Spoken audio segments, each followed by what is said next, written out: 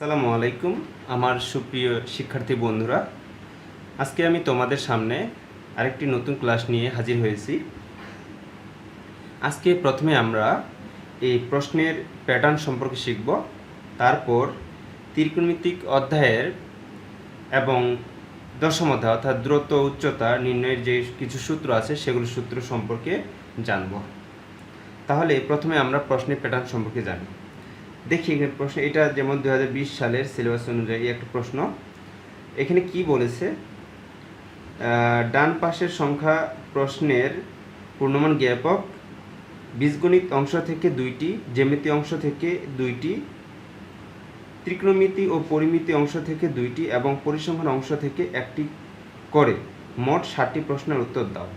তাহলে এখানে কি বলছে, বীজগণিত অংশ থেকে 2টি, জ্যামিতি অংশ থেকে 2টি, ত্রিকোণমিতি ও পরিমিতি অংশ থেকে 2টি এবং পরিসংখ্যান অংশ থেকে 1টি সহ মোট 60টি প্রশ্ন উত্তর দিতে হবে। অর্থাৎ এখানে যে বীজগণিত আছে, এই বীজগণিতের 3টা প্রশ্ন আছে। কয়টা আছে? 3টা। 1টা 2টা 3টা, এই 3টার মধ্যে যে কোনো 2টা দিতে হবে, এটা মাস্ট। তারপরে দেখো জ্যামিতি, এই জ্যামিতিতেও 3টা প্রশ্ন আছে। কয়টা আছে? এই যে 4, 5, 6, এই 3টা প্রশ্ন জ্যামিতি থেকে করা হয়েছে। এইখানেও এই 3টার মধ্যে যে কোনো 2টা দিতে হবে। তারপর দেখো ত্রিকোণমিতি ও পরিমিতি, এখানেও 3টা প্রশ্ন করা হয়েছে, যে 7, তারপর 8 এবং 9, এই 3টা প্রশ্ন।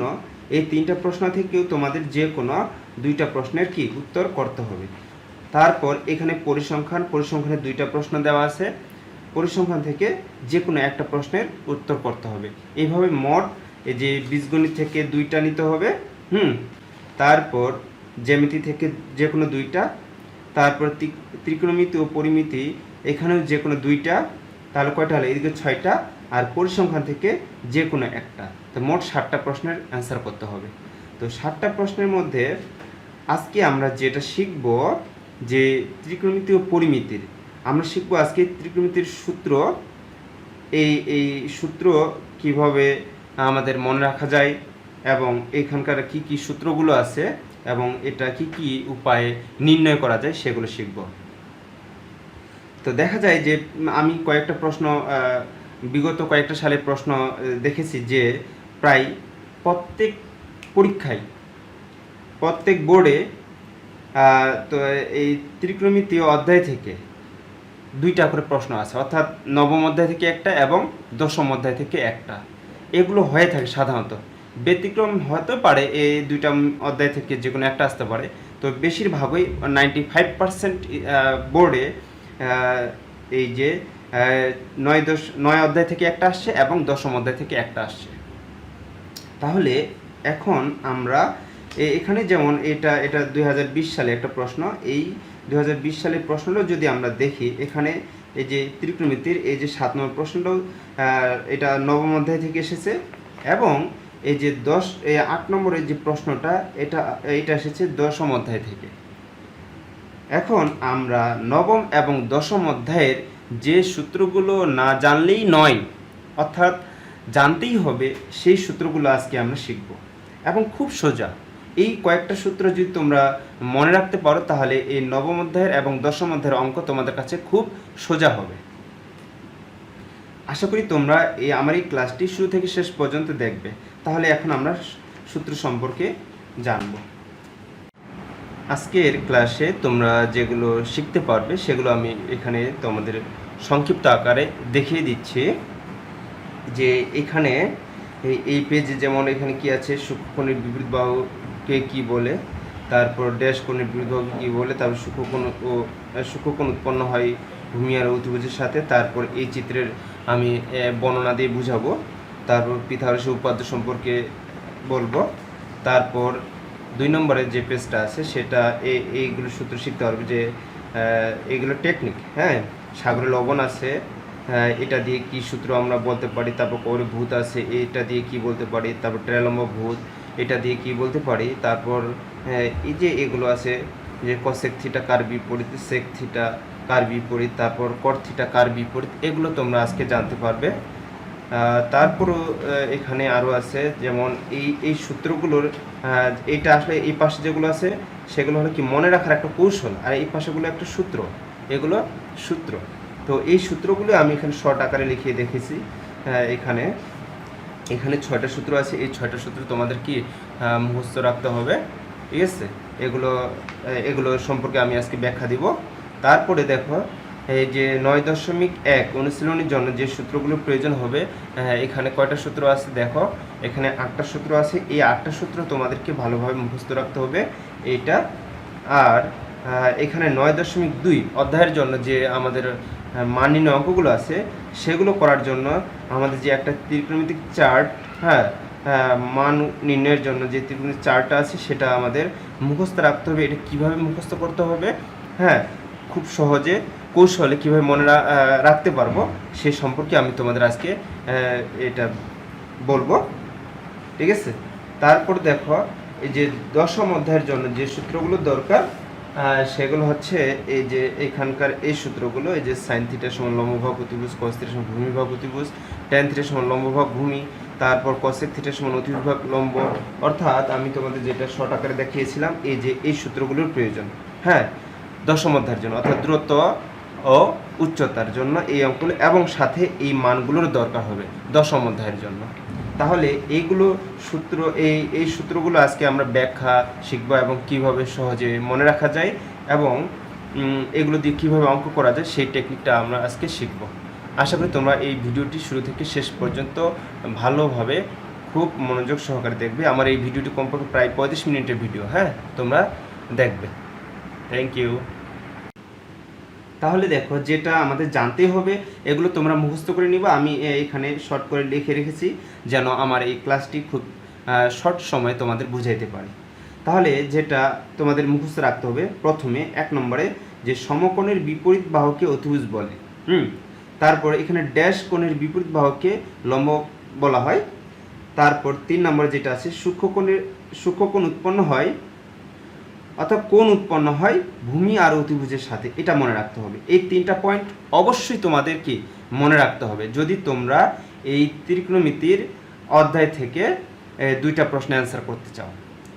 অর্থাৎ এই পার্ট থেকে যদি 2টা প্রশ্নের অ্যান্সার করতে চাও তাহলে তোমাদের এই আমি যেগুলো শেখাবো অবশ্যই তোমাদের সেগুলো কি শিখতে হবে। তাহলে 1 নম্বর পয়েন্ট যেটা আমাদের মনে রাখতে হবে, সমকোণের বিপরীত বাহুকে কি বলে? অতিভুজ।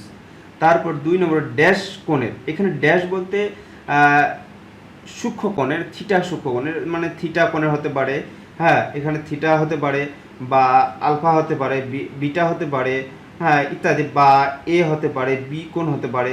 এগুলো কোথায় আমরা এই যে এখানে যেমন সাইন, এই যে সাইন থিটা সমান লম্বভাগ অতিভুজ, এই যে এটা যেমন এখানে থিটা আছে, এই থিটার জায়গা আমাদের কি কি অন্য থাকতে পারে, যে সাইন, এই যে এও থাকতে পারে, তোমরা এটাও পাবা, বা এই সাইন বি পেতে পারো, এটা পেতে পারো, বা তোমরা এমনটা পেতে পারো যে সাইন, এটা যে থিটা দিচ্ছে না, আলফা থাকতে পারে, ইত্যাদি থাকতে পারে। অর্থাৎ এটা নির্ভর করবে এটা কি, এই কোণের বিপরীত বাহুটাকে আমাদের লম্ব ধরতে হবে এবং সন্নিহিত বাহুটাকে আমাদের কি ধরতে হবে? ভূমি ধরতে হবে। সেই অনুসারে আমাদের কাজ করতে হবে। তো এখন আমরা যেটা শিখবো তাহলে কি, এই থিটা কোণের, এখানে ড্যাশ কোণের বিপরীত বাহুকে কি বলা হয়? লম্ব বলা হয়। অর্থাৎ যেটা কোণ বলবে, যদি থিটা কোণ বলে তাহলে থিটা কোণের বিপরীত বাহুকে আমাদের লম্ব বলা হবে, আর যদি এ কোণের বলে তাহলে এ কোণের বিপরীত বাহুকে লম্ব। আচ্ছা, এটা গেল। আর সন্নিহিত বাহুটাকে আমরা ভূমি ধরব। আচ্ছা, তারপর কি বলা হয়েছে? সূক্ষ্মকোণ উৎপন্ন হয় ভূমি আর অতিভুজের সাথে। এই 3টা কথার অর্থ আমি এখন তোমাদের চিত্রের মাধ্যমে বুঝিয়ে দিব। তাহলে দেখো এখানে একটা তোমরা ত্রিভুজ দেখতে পাচ্ছ, আর তোমরা এটা অবশ্যই জানো এটা কোন ধরনের ত্রিভুজ। এটা হলো সমকোণী ত্রিভুজ। কেন সমকোণী ত্রিভুজ? এই ত্রিভুজের একটা কোণ সমকোণ আছে, অর্থাৎ কি 90 ডিগ্রি আছে। সমকোণী ত্রিভুজ কাকে বলে? যে ত্রিভুজের একটি কোণ এক সমকোণ অর্থাৎ 90 ডিগ্রি, সেই ত্রিভুজকে সমকোণী ত্রিভুজ বলে। তাহলে এখানে দেখো এই কোণটা হলো কি সমকোণ অর্থাৎ কি 90 ডিগ্রি। এই জন্য এই ত্রিভুজটাকে সমকোণী ত্রিভুজ বলে। আর আমরা জানি ত্রিভুজের 3টি কোণের সমষ্টি কত? 180 ডিগ্রি। তাহলে এই বাকি দুইটা কোণ মিলে কত আছে 90 ডিগ্রি। আর এই কোণ দুইটাকে কোন কোণ বলে বলো তো? সূক্ষ্ম কোণ বলে। এখন আমরা যেটা শিখব, তাহলে 1 নম্বর পয়েন্ট কি ছিল? সমকোণের বিপরীত বাহুকে কি বলে? অতিভুজ বলে। তাহলে এটা ছিল সমকোণ, এই সমকোণের বিপরীত বাহু হলো এই যে এটা। অথবা তোমরা এভাবে বলতে পারো যে যে সমকোণী ত্রিভুজের, কোন ত্রিভুজের? সমকোণী ত্রিভুজের। আমরা কিন্তু এখানে সমকোণী ত্রিভুজ নিয়ে আলোচনা করতেছি। সমকোণী ত্রিভুজের ক্ষেত্রেই এই যে 6টা অনুপাত আছে, sine cos, tan cos, sec cosec, এখানে 6টা অনুপাত। এই 6টা অনুপাত একমাত্র প্রযোজ্য হলো এই সমকোণী ত্রিভুজের ক্ষেত্রে। আচ্ছা, তোমরা এভাবে বলতে পারো যে সমকোণী ত্রিভুজের বৃহত্তম বাহুকে অতিভুজ বলা হয়। তাহলে এই জায়গায় আমরা বলতে পারি যে সমকোণী ত্রিভুজের বৃহত্তম বাহুকে অতিভুজ বলা হয়। এই 1 নম্বর পয়েন্টটা ওইটাও আমরা বলতে পারি, বা সমকোণের বিপরীত বাহুকে অতিভুজ বলা হয়। তাহলে দেখো, এটা সমকোণ ছিল, সমকোণের এই বিপরীত বাহু হলো এটা। তাহলে এটাকে অতিভুজ বলা হয়। আমরা এখানে লিখে দিতে পারি কি? এটা অতিভুজ। ঠিক আছে, আশা করি তোমরা এটা বুঝতে পেরেছো। তাহলে এটা সমকোণ, সমকোণের বিপরীত বাহু হলো অতিভুজ এটা। এইবার যদি আমরা থিটা কোণটা এখানে চিন্তা করি, এই জায়গায় কোণটা ধরো বি শীর্ষে, এখানে ধরো এই কোণটা এখানে উৎপন্ন হবে, থিটা কোণ এটা। তাহলে এই থিটা কোণের বিপরীত বাহু হলো কোনটা? এই যে এটা। এটাকে তাহলে কি বলা হয় বলো তো? লম্ব। এই যে এটা 2 নম্বর পয়েন্টটা, থিটা কোণের ড্যাশ কোণের বিপরীত বাহুকে লম্ব বলা হয়। তাহলে এই ড্যাশের জায়গায় alpha, beta, gamma, delta, theta, তোমরা জানো যে এগুলো গ্রিক বর্ণমালা। এগুলো দিয়ে সাধারণত সূক্ষ্মকোণকে নির্দেশ করা হয়। তাহলে আমরা কি বলবো? থিটা কোণের বিপরীত বাহুকে লম্ব বলা হয়, বা আলফা কোণের, আচ্ছা এটা, তাহলে থিটা কোণের বিপরীত বাহুকে লম্ব বলা হয়। যখন যে কোণটা বলবে তার বিপরীত বাহুটাকে লম্ব বলা হবে। এটা আর এই কোণ উৎপন্ন হয়, এই যে কোণ উৎপন্ন হয় সূক্ষ্মকোণ বা কোণ উৎপন্ন হয় ভূমি আর অতিভুজের সাথে। তাহলে দেখো, এই আমরা জানি একটা ত্রিভুজে কি কি থাকে? লম্ব থাকে, ভূমি থাকে, আর অতিভুজ থাকে, তাই না? তাহলে এটা হলো কি? লম্ব। এটা হলো অতিভুজ, এই বাহুটা অতিভুজ, এটা হলো লম্ব, এটা তাহলে কি হবে বলো তো? ভূমি। এই যে ভূমি। তাহলে দেখো তো, তাহলে এই কোণটা, এখানে যে কোণটা উৎপন্ন হয়েছে, এটা কার সাথে উৎপন্ন হয়েছে? এই যে ভূমি, আর এটা হলো অতিভুজের সাথে। এটা ক্লিয়ার বিষয়টা? আশা করি এটা 100% ক্লিয়ার। এখন এই যে এটা হলো এই থিটা কোণের বেলায়। এখন যদি ধরে নাও এখানে একটা ত্রিভুজ ধরে নিলাম, এটা এ, এটা হলো বি, এটা হলো সি, তাই না? এখন এখানে কোণটা আছে, এই থিটা কোণটা এখানে আছে। তাহলে এটা কি হবে? তাহলে দেখো, এইটা কোণটা এখানে, সমকোণটা হলো এখানে। তাহলে সমকোণের বিপরীত বাহুকে প্রথমে আমরা নির্ণয় করে নিব। এটা হলো কি? অতিভুজ, তাই না? তারপর এই যে থিটা কোণের বিপরীত বাহুকে কি বলা হয়? লম্ব বলা হয়। এই যে 2 নম্বর পয়েন্টটা, থিটা কোণের বিপরীত বাহুকে লম্ব বলা হয়। আর কোণ উৎপন্ন হয় ভূমি আর অতিভুজের সাথে। তাহলে এটা অতিভুজ, তাহলে এটা কি? এই এখানে যেহেতু কোণটা, তাহলে এটা কি হবে? ভূমি হবে। এই যে এটা। আচ্ছা, এখানে গেলে একটা চিত্রে যদি 2টা কোণের কথা বলে, এটা থিটা, আর এটা যদি কি থাকে, এটা ধরে নিলাম আলফা কোণ। তাহলে এইবার এই সমকোণের বিপরীত বাহুকে সবসময় কি? অতিভুজ ধরা হয়। এটা তোমাদের মনে রাখতে হবে। সমকোণের বিপরীত বাহুকে অতিভুজ এটা ধরা হয়, এটা সব সময় অলওয়েজ মনে রাখবা। তারপরে এই আলফা কোণের সাপেক্ষে, এটা কি? আলফা। এই আলফা কোণের সাপেক্ষে এটা হলো কি? লম্ব। যেটা কোণ বলবে তার বিপরীত বাহুকে সেই সময় লম্ব বলা হবে। তাহলে এই আলফা কোণের সাপেক্ষে এবার এটা হলো লম্ব। আগে কিন্তু এই থিটা কোণের সাপেক্ষে এটা ছিল লম্ব, এই বাহুটা। এবার কি বলা হচ্ছে? এটা যখন আলফা কোণের কথা চিন্তা করতেছি, আলফা কোণটার বিপরীত বাহু হলো এই যে এটা, তখন এইটা লম্ব হলো। আর তাহলে এটা যদি লম্ব হয় এই কোণের সাপেক্ষে, তাহলে এটা কি হবে? ভূমি হবে। আশা করি তোমরা এটা বুঝতে পেরেছো। আর অতিভুজ সবসময় অতিভুজ থাকবে।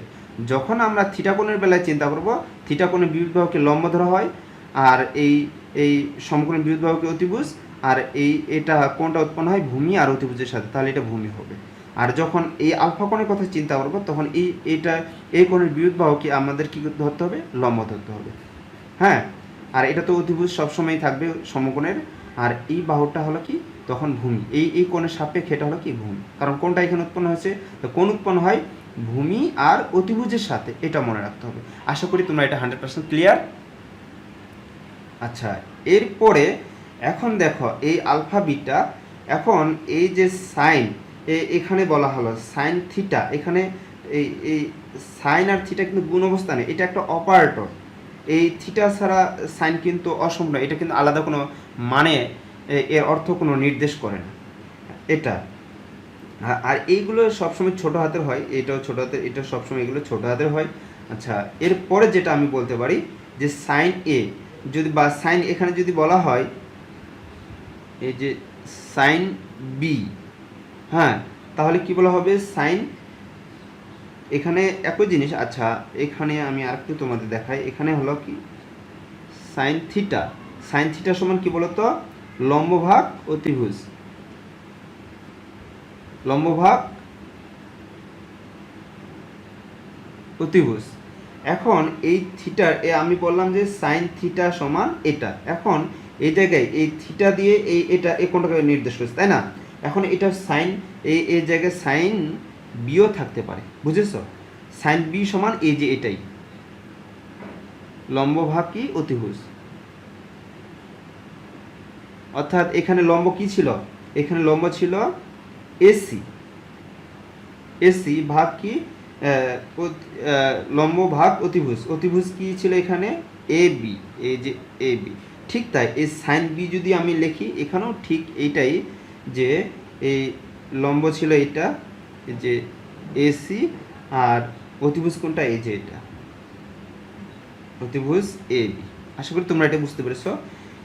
আমাদের এটা প্রয়োজন হবে, যদি সাইন থিটা থাকে তাহলে থিটা দিয়ে আমরা প্রকাশ করব, বা এই কোণে যদি যেমন এখানে সাইন বি আছে, সাইন বি অর্থাৎ কি এখানে বি ধরা আছে, তাই না? তাহলে এই যে এটাও ঠিক তাই লম্ব ভাগ অতিভুজ, সাইন বি সমান আমরা লিখতে পারি লম্ব ভাগ অতিভুজ। এখন এই যে 6টা অনুপাত sine cos tan cot sec cosec, এইগুলো কি আমরা এখন এগুলো শিখব। আশা করি তোমরা এটা খুব সুন্দর করে বুঝতে পেরেছো। এখন আমরা শিখব যে যেমন তোমরা জানো যে আমি তোমাদের মনে রাখার জন্য কিছু শর্ট টেকনিক বলে দিচ্ছি। এগুলো হলো কি, সাগরে লবণ আছে, সাগরে সাগরে লবণ অতি, অতি, এখানে আমরা বলতে সাথে এটা বলবো সাইন, হ্যাঁ থিটা, সাথে সাইন থিটা, লতে এখানে বলবো কি লম্ব, আর অতীতে অতিভুজ। এটা কোনো সূত্র না, এটা আসলে একটা টেকনিক, এটা একটা কৌশল আমাদের মনে রাখার জন্য কৌশল। আমি পরে এইখানে পরে সব সূত্রগুলো লিখে দিচ্ছি। 2, যেমন বলতে পারি কবরে ভূত আছে,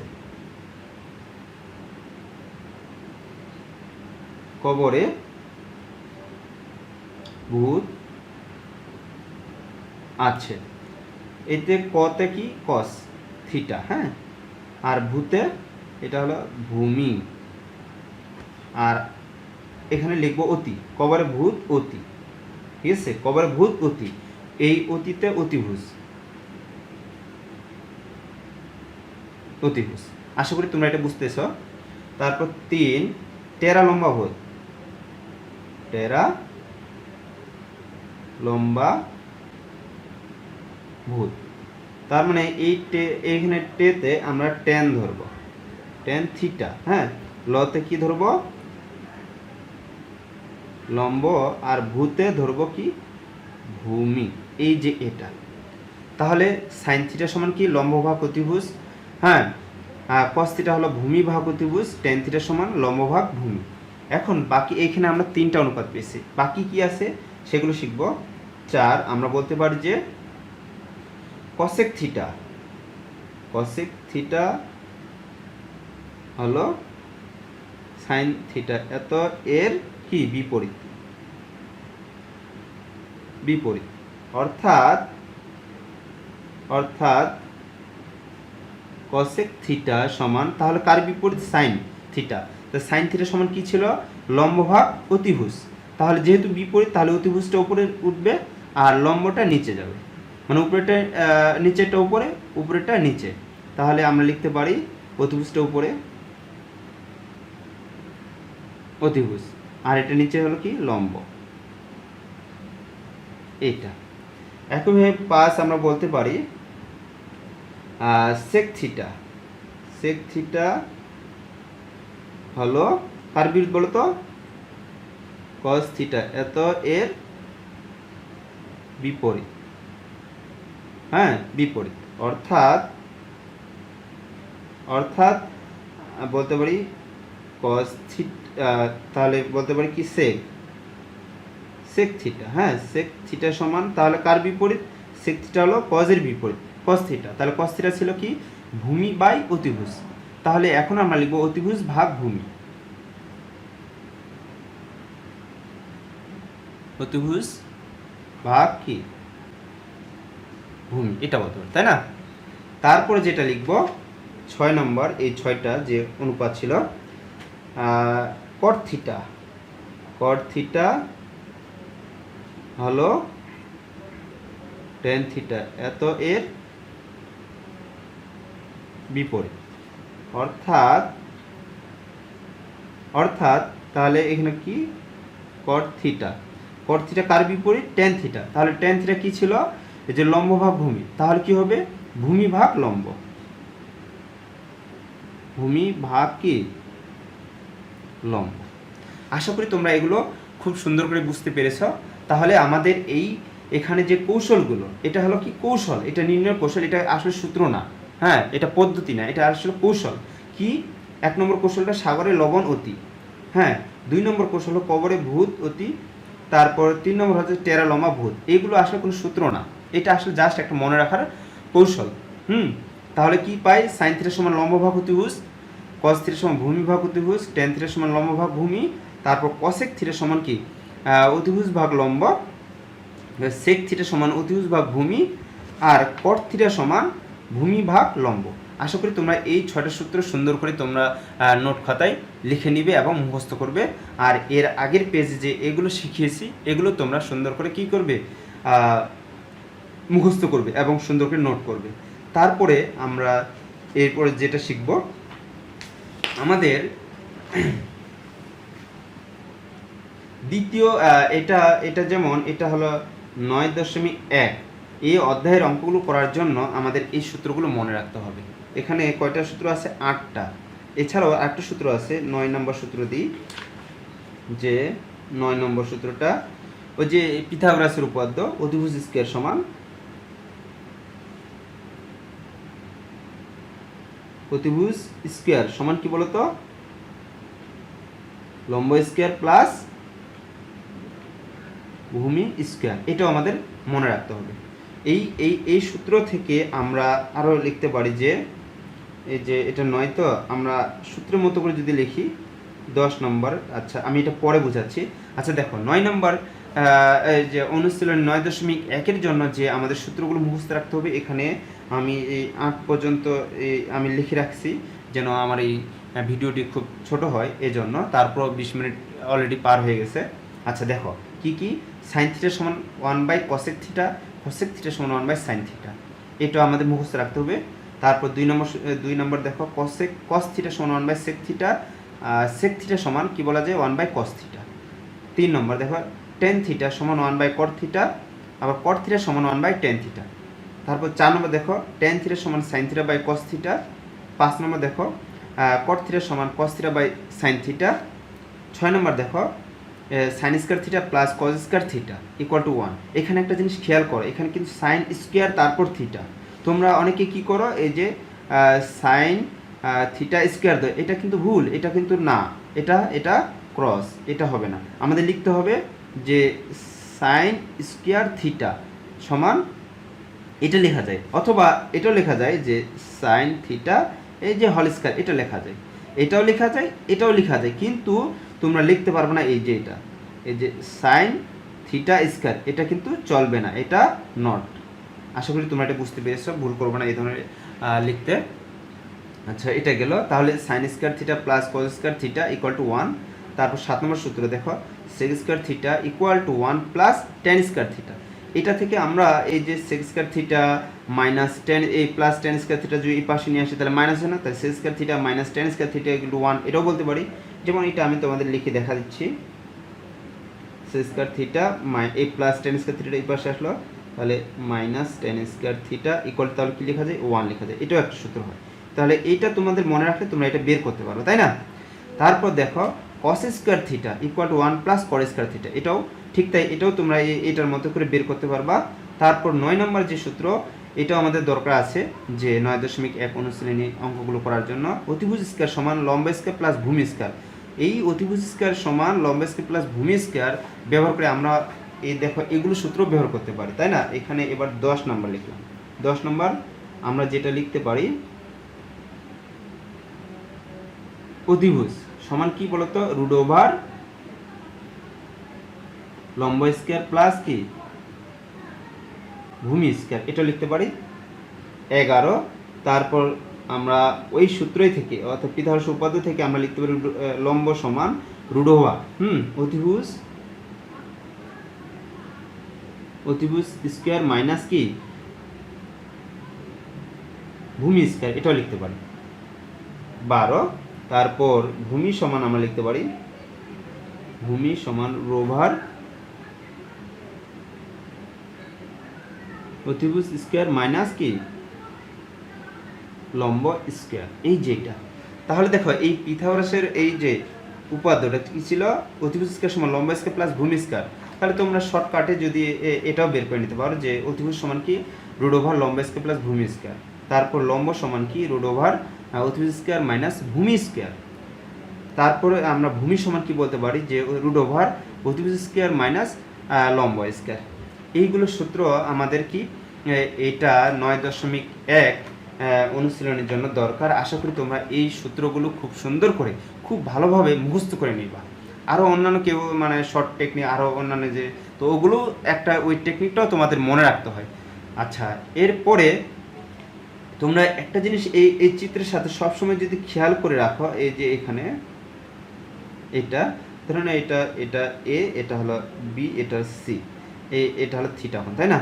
তাহলে এই যে সাইন থিটা তুমি মনে রাখতে পারো যে এটা হলো কি লম্ব ভাগ অতিভুজ। এই যে এটা হলো কি লম্ব, ধরে নাও এটা হলো এ, এটা হলো কি বি, এটা হলো সি, এই যে সি। সবসময় এই যে বাহুগুলোকে ছোট হাতে এ বি সি ডি দিয়ে প্রকাশ করা হয়, আর শীর্ষে যেগুলো থাকে সেগুলো বড় হাতের দিয়ে প্রকাশ করা হয়। যেমন এটা এ বড় হাতে লিখছি, যেমন এটা বড় হাতে লিখছি, এটা যেমন বড় হাতে লিখছি। আর এটা এ ছিল, এর বিপরীত বাহু হলো এটা ছোট হাতে এ লিখছি। এটা ছিল এটা বি, এর বিপরীত বাহু এটা ছোট হাতে বি লিখছি। এখানে সি ছিল, এটা বিপরীত বাহু ছিল এটা, এখানে ছোট হাতে সি লিখছি। হ্যাঁ, এটা ছোট হাতে সি, এটা ছোট হাতে সি। আচ্ছা, এরপরে দেখো যেটা আমি বুঝাইতে চাইছিলাম যে তোমরা যদি সবসময় মনে রাখো যে সাইন থিটা সমান কি যে লম্ব ভাগ অতিভুজ এটা। তারপর কস থিটা সমান কি কস থিটা সমান যে এই যে ভূমি ভাগ অতিভুজ। আর টেন থিটা যদি মনে রাখো যে লম্ব ভাগ ভূমি, তাহলে কিন্তু হয়ে গেল। এটা মানে চিত্রটা মাথায় রেখে মনে হচ্ছে আমি এইভাবে, ও সাইন থিটা মানে কি লম্ব ভাগ অতিভুজ, কস থিটা মানে ভূমি ভাগ অতিভুজ, আর টেন থিটা মানে লম্ব ভাগ ভূমি। এইটুকু মাথায় এই প্রোগ্রাম দিয়ে রাখবা যে এটা, তাহলে আর তোমার ওই অন্য কিছু জিনিস মনের টেকনিক মনে রাখতে হবে না। পরীক্ষার খাতায় ওই অত কিছু মনে রাখার সময় থাকে না। তোমরা যদি এই সূত্রগুলো মুখস্থ রাখতে পারো তাহলে তোমরা খুব অল্প সময়ে সব প্রশ্নের অ্যান্সার করতে পারবা। আচ্ছা, এটা গেল।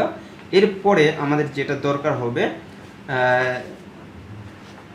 আচ্ছা এইটা হলো কি 9.2 অঙ্কগুলো যে আছে সেগুলো আসলে মান নির্ণয়ের অঙ্ক। এই যে এই মান নির্ণয়ের জন্য আমাদের কিছু জিনিস দরকার, সেগুলো আমরা এখন শিখব। তাহলে দেখো এটা হলো অনুপাত, এগুলো 6টা অনুপাত, sine cos tan cot sec cosec. আর এটা হলো কোণ, 0 ডিগ্রি কোণ, 30 ডিগ্রি কোণ, 45 ডিগ্রি কোণ, 60 ডিগ্রি কোণ, 90 ডিগ্রি কোণ। আচ্ছা, এটা পড়তে হয় যে যেমন সাইন 0 ডিগ্রি সমান 0, সাইন 30 ডিগ্রি সমান হাফ, সাইন 45 ডিগ্রি সমান 1/√2, সাইন 60 ডিগ্রি সমান √3/2, সাইন 90 ডিগ্রি সমান 1। অনেকেই আছে যে এগুলো আসলে পড়তে পারে না, স্যার এগুলো তো কেমন করে পড়তে হয়, এগুলো তো কিছু বুঝি না। তখন আমাদের এটা সুন্দর করে বুঝিয়ে দিতে হয়। এই জন্য আমি সুন্দর করে তোমাদের এখানে বুঝিয়ে দিচ্ছি। তাহলে কীভাবে পড়তে হবে, সাইন 0 ডিগ্রি সমান 0, সাইন 30 ডিগ্রি সমান হাফ, সাইন 45 ডিগ্রি সমান 1/√2, সাইন 60 ডিগ্রি সমান √3/2, সাইন 90 ডিগ্রি সমান 1। এটা আচ্ছা স্যার, এতগুলো আমি কিভাবে মুখস্থ রাখবো? হ্যাঁ, এতগুলো তোমাদের মুখস্থ রাখতে লাগবে না, তুমি যদি কিছু জিনিস মনে রাখতে পারো। তুমি প্রথমে এই সাইনের ঘরটা, এই যে এটা মুখস্থ রাখবা।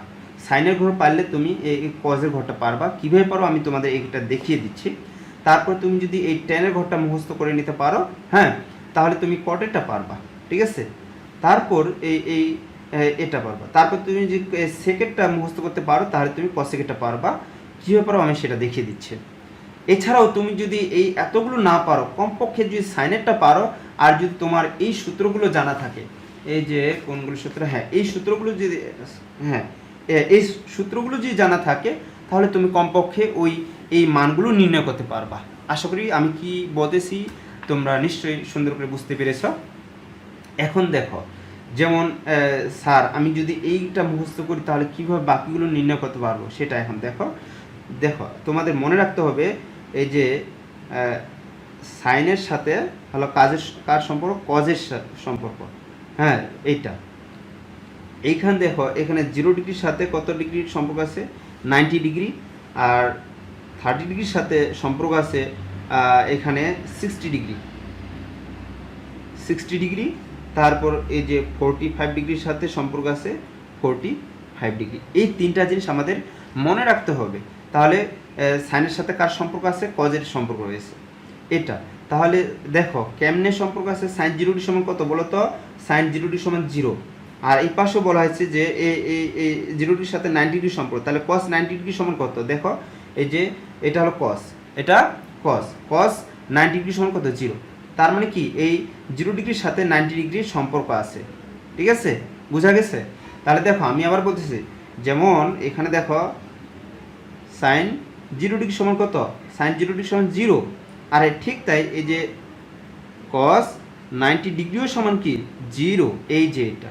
তার মানে সাইন 0 ডিগ্রি সমান কত, 0, কস 90 ডিগ্রি সমান কত, 0, এইভাবে। তাহলে কি সাইনের সাথে কজের সম্পর্ক রয়েছে এটুকু তোমাকে মনে রাখতে হবে। আর 0 ডিগ্রির সাথে 90 ডিগ্রির সম্পর্ক, 30 ডিগ্রির সাথে 60 ডিগ্রির সম্পর্ক, 45 ডিগ্রির সাথে 45 ডিগ্রির সম্পর্ক। কারণ 45 ডিগ্রির মানগুলো সবার এই যে সাইনের সাথে কজের মিল আছে, একই মান। তারপর টেনের সাথে কটের মানগুলো একই, হ্যাঁ। তারপর সেকের সাথে কসের মানগুলো একই, এটা। একইভাবে তোমরা যদি, হ্যাঁ, টেনটা মুখস্থ করতে পারো, এই টেনের সাথেও একইভাবে এখানে আমরা বলতে পারি যে এই যে টেনের সাথে কার সম্পর্ক, কটের সম্পর্ক, ঠিক আছে। এই যে টেনের সাথে কটের সম্পর্ক, এই যে একইভাবে টেন 0 ডিগ্রি সমান, দেখো টেন 0 ডিগ্রি সমান কত, টেন 0 ডিগ্রি সমান 0। আর কট, এই যে কট 90 ডিগ্রি সমান 0। আশা করি তোমরা এটা সুন্দর করে বুঝতেছ। তাহলে এই একই ঘটনা এটার মতো যেমন করে আছে, এই কট আর টেন আর কটের সম্পর্কটা 0 ডিগ্রির সাথে 90 ডিগ্রি সম্পর্ক, 30 ডিগ্রির সাথে 60 ডিগ্রি সম্পর্ক, 45 ডিগ্রির সাথে 45 ডিগ্রি।